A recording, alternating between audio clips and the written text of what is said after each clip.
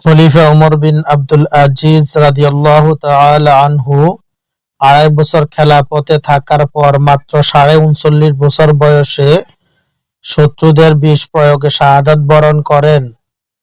তার বিরুদ্ধে অভিযোগ করা হলো যে তিনি ২টি বদ্ধ ঘরে সোনা দানা ভর্তি করে রেখে গিয়েছেন, যার সবই রাষ্ট্রীয় বাইতুল মাল থেকে তিনি আত্মসাৎ করেছেন। পরবর্তী খলিফা ইয়াজিদ বিন আব্দুল মালিক অভিযোগকারীকে সাথে নিয়ে ওমরের বাড়িতে গিয়ে উক্ত কক্ষ দুটি খুললেন। দেখা গেল সেখানে আছে কেবল একটি চামড়ার চেয়ার, একটি পিতলের বদনা, ৪টি পানির কলসি।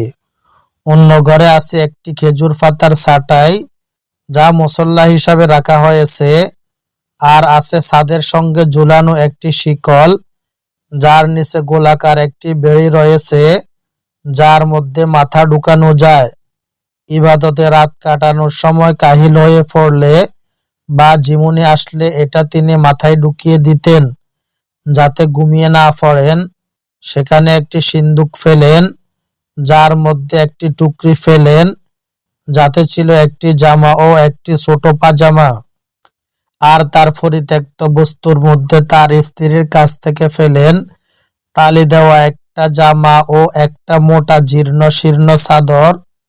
এই অবস্থা দেখে খলিফা কেঁদে ফেললেন এবং অভিযোগকারী ভাতিজা ওমর ইবনে ওয়ালিদ ইবনে আব্দুল মালিক লজ্জিত হয়ে বললেন, আস্তাগফিরুল্লাহ, আমি কেবল লোক মুখে শুনেই অভিযোগ করেছিলাম।